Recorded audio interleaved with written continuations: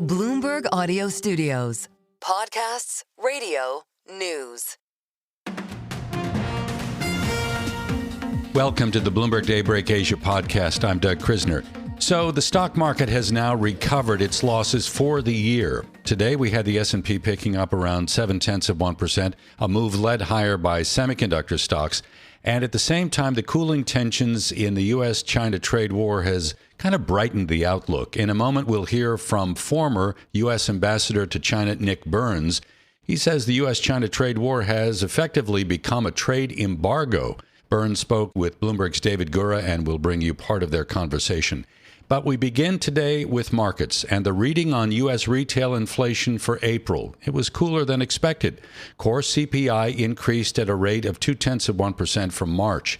And we got reaction from David Kelly. He is the chief global strategist at J.P. Morgan Asset Management on what the CPI print means for the Fed.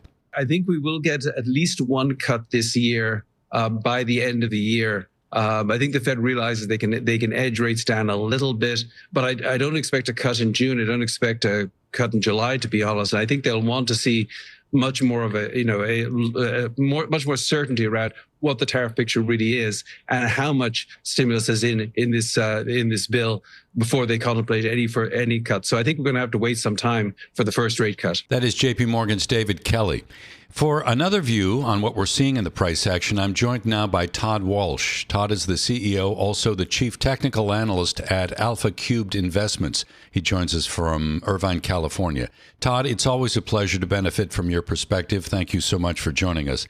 Let's put the CPI print aside for a moment. Talk to me about the tension, or what appears to be less tension now, in the U.S.-China trade war, and how that is brightening the outlook. Are you a believer? Have we turned a corner here?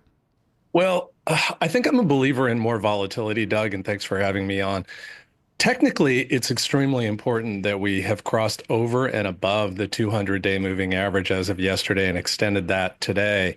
As you know, Paul Tudor Jones famously says, nothing good happens under the 200-day, and we certainly had our share of white knuckling over the last month and a half.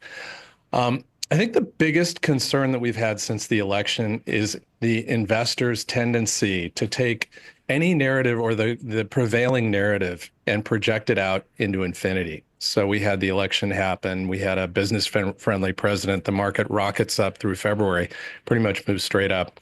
And then it shifts to the administration maybe is going to tank the economy. We have a 20% drop.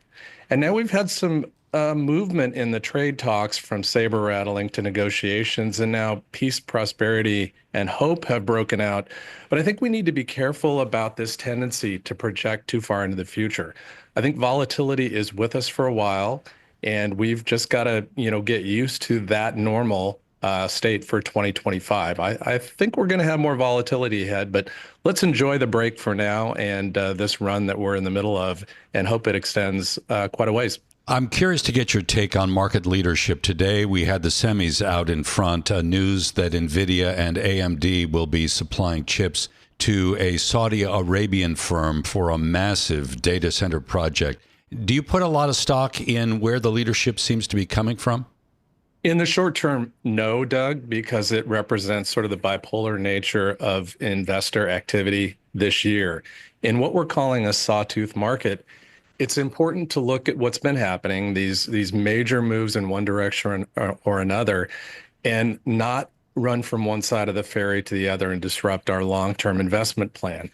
Our thesis has been that after AI and the AI innovation names had such tremendous returns in 2023 and 2024, it would be very normal to have a consolidating year, outsized volatility. That's exactly what we're seeing. We just went from market leadership, going from the defensive names, the utilities, things like that, immediately whipsawing back over to the innovation AI and some of the chip names. We need to stay the course. And our plan this year has been to expect a consolidating year, which means more volatility, and use that volatility to add to the strong AI, the strong chip names, which we think will continue to be in a secular bull market. To us, since AI has national security implications and it's not fully built out, we expect that trend to continue, but it's going to be volatile after 2 big years. Think of the internet ecosystem in 1995 or 1996.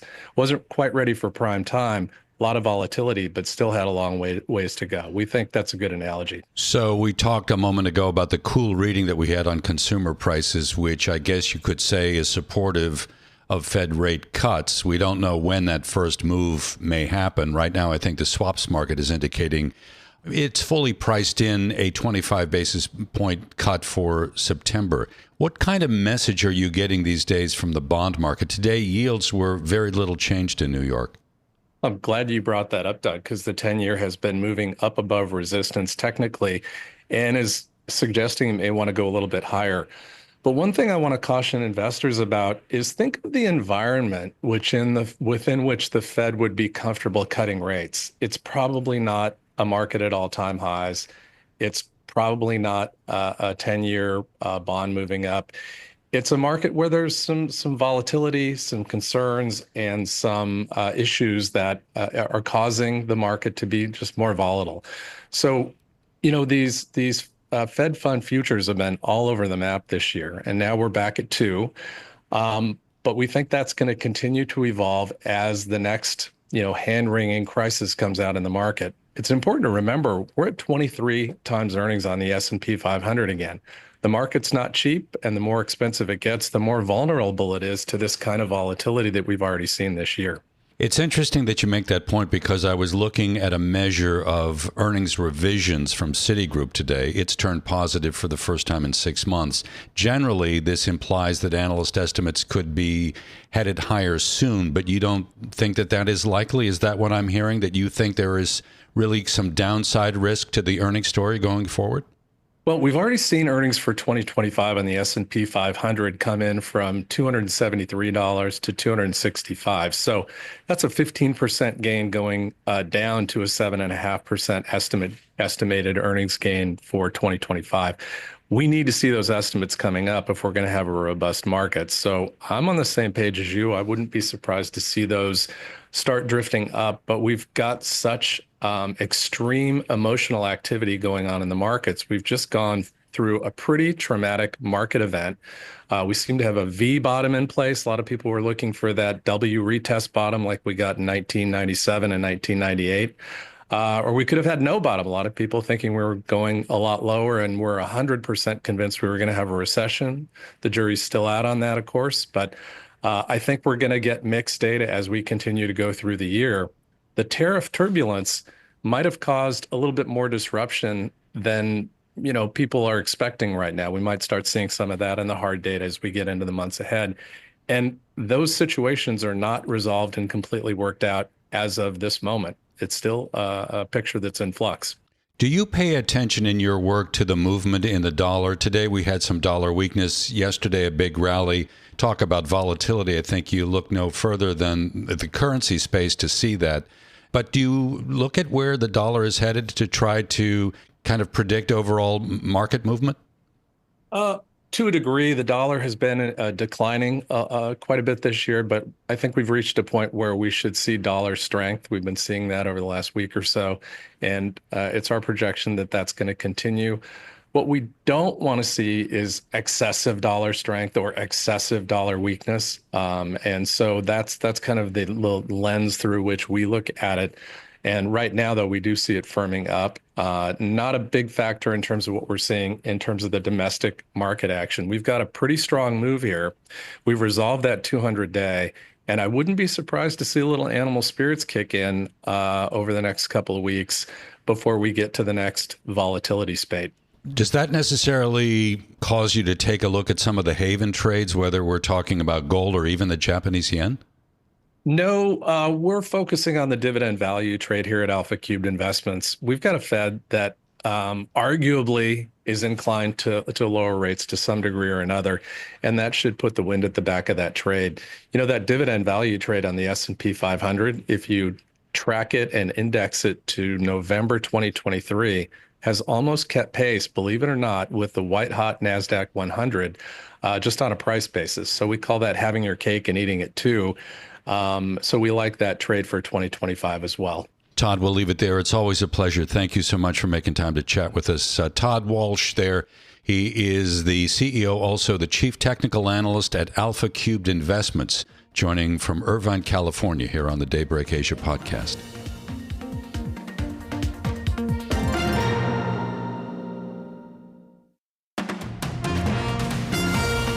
Welcome back to the Daybreak Asia podcast. I'm Doug Krisner. So we know the U.S. and China will temporarily lower tariffs on each other's products, and the two countries have allotted 3 months to work toward a broader trade agreement.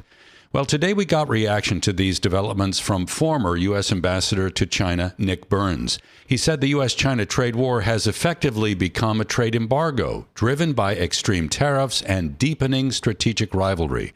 Burns also said the world's two largest economies must strike a deal within 90 days to prevent long-term economic decoupling. Burns spoke with Bloomberg's David Gura. Here is part of their conversation. I want to start with the meetings that took place over the weekend in Geneva, and I'm curious sort of how you look at the way they unfolded and the outcome of them. Do you see it as a positive step, the agreement that was come to? Well, first of all, I start from a first principle, and that is that China's been the largest and most important disruptor in the global trade system for about 3 decades right now. There's a reason why the United States and many other countries around the world have placed tariffs on China. China's manufactured exports in particular is because China's been dumping them around the world below the cost of production. And it's been a killer for jobs, both in the United States historically in the last several decades, but also around the world. You have a situation now where Turkey and India and Brazil and Colombia and Mexico and Canada and the United States and the European Union have all put tariffs on China. So I have a degree of sympathy for the situation that President Trump and his team inherited, which was a situation that we left when I left in mid-January as ambassador to China. President Biden, a year ago, May 2024, placed 100% tariffs on Chinese EVs, 50% on semiconductors, 25% on lithium batteries. So the root of this problem is China and Chinese trade policy. The Chinese are trying to act now. You saw it in the statements over the weekend from Vice Premier He Lifeng, as if they're the innocent party, that they are the victim of this trade war by President Trump, when in fact, and that they're the responsible party, when in fact the reality is quite different. I think it's important to set the stage. Having said that, these are going to be very, very difficult negotiations over the next 90 days. I think in the end, self-interest and logic will prevail. Both sides need an agreement. It was encouraging to hear Treasury Secretary Scott Bessent say that they had agreed in principle they don't want to decouple these two economies. Last year, we had a $642 billion two-way trade relationship in goods and services with China. China's our third largest trade partner. About 1 million American jobs depend on trade with China. Upwards of 20 million manufacturing jobs in China depend on trade with the United States. So neither country can afford to sunder the economic ties and the millions of interactions that our private sector has had with the Chinese economy over the last 40 years. And I think in the end, there will be a trade agreement. But getting there, I think, is going to be extraordinarily difficult. During your tenure, you were trying to, if I may, rehabilitate a relationship that had worsened during the first Trump administration, develop conduits for communication, reestablish economic and security ties. When you left that post, could you have envisioned this turning out the way that it has, in terms of how the rhetoric has been ratcheted up, the tariffs have been put in place? Is it the worst case that you envisioned, or worse yet still? I certainly did not anticipate 145% American tariffs on China or 125% Chinese tariffs on American goods. And the trade war that has resulted effectively led to a trade embargo as of the past week, when no ships were sailing with goods back and forth, when manufacturers couldn't export to each other's countries, and you see the significant shortage of goods that traditionally are important to both economies. I didn't expect that to happen at all. And that's the most important thing happening in the global economy right now, which is another reason I think that eventually both sides have to agree to a deal to calm global markets. We're the two largest global economies, so we have a profound impact on the health of the global economy, but we also need the global economy to be functioning in a rational and stable way. There's so much at stake. I didn't see that happening. I think few people saw that happening. You remember candidate Trump pledged 60% tariffs on Chinese goods, and people thought that would be a revolution. Well, 145 was a revolution of a different magnitude. And I think, we're not anywhere close to being out of the woods. If the levels now are set at 30% tariffs on the American side imposed on China and 10% by China imposed on the United States, those are historically high levels. And a lot of trade will not be able to take place. It just simply won't be economical for people to be importing manufacturers at that level. So this is an urgent crisis. I assume that this is going to be one of the highest priorities of the Trump administration and of the Chinese government. But I hope that cooler heads will prevail. And I do think for the long term here, health of the U.S.-China relationship, trade's a major part of it. And a decoupling of the two global economies, let me say that again. Sure. A decoupling of the U.S. and Chinese economies would have profoundly negative consequences for both. So getting this right is going to be very important. Trade negotiations normally take a year or 2 or 3. To try to compress this level of complexity in 90 days is going to be a real negotiating challenge, but it has to be done. You know well the difficulty of establishing dialogue between these two countries. The Treasury Secretary talks a lot about a consultative mechanism. He's called it the Geneva mechanism, going forward here and establishing kind of regular communication. What's it going to take to make sure that happens? We don't yet know when they're next going to talk or they're next going to meet. I think self-interest is going to dictate a fast pace of these negotiations over the next 90 days. Both sides have committed to this consultative process, and it has to happen at a very high level. In China, the decision maker below President Xi Jinping is Vice Premier Hu Lifeng, the head of the Chinese delegation who met Secretary Bessent.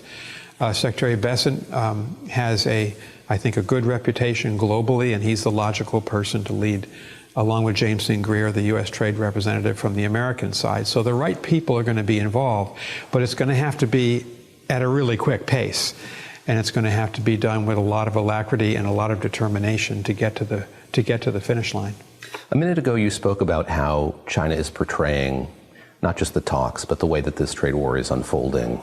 And I'm very curious, sort of, how effective you think that is. Do they walk away from this feeling like they have the upper hand? Do you think the world views them as having the upper hand in these negotiations? Well, the Chinese press, the nationalist press, and to an extent the government of China have been saying that they held out, that they stood strong, and that they faced up to the American tariff threats, and they did not blink. And they've been trumpeting that line in the global South. President Xi just hosted most of the major leaders from South America at a major summit. He made a trip in Southeast Asia to the ASEAN countries. So they clearly are signaling to the United States, you're not going to bully us. We have other options. You've seen a big increase in Chinese manufactured exports to their neighbors in the Southeast Asian organization, ASEAN. And so they're very definitely standing up. It's become a nationalist issue. When Vice President J.D. Vance referred to the Chinese as peasants, an unfortunate term under any circumstances, but that really lit a fire in Chinese social media, which is a force in Chinese society. So yes, the government of China is trying to portray itself as the steady, solid country that stood up to the United States. I think that China needs a deal too. There's a reason why the Chinese met with Secretary Bessent. The economy is slowing down. If they grew by 5% in 2024, well, most economists would say they probably grew by less. They're facing lower GDP growth for the next 5 to 10 years. They have a property crisis that continues to linger. They have a consumption problem. The Chinese people are not consuming in a rational way, sitting on their money because of the uncertainty of the investment environment in China itself. They have strengths in the Chinese economy, enormous strengths, but they also have these weaknesses. China could not afford a sustained trade war with the United States. That's why they are at the table, and that's why they've agreed to a deal in 90 days. That is former U.S. Ambassador to China Nick Burns in conversation with Bloomberg's David Gura. And you can hear the entire conversation on the Bloomberg Talks podcast feed. It's available wherever you get your podcast. Thanks for listening to today's episode of the Bloomberg Daybreak Asia Edition podcast. Each weekday, we look at the stories shaping markets, finance, and geopolitics in the Asia Pacific. You can find us on Apple, Spotify, the Bloomberg Podcast YouTube channel, or anywhere else you listen. Join us again tomorrow for insight on the market moves from Hong Kong to Singapore and Australia. I'm Doug Krisner, and this is Bloomberg.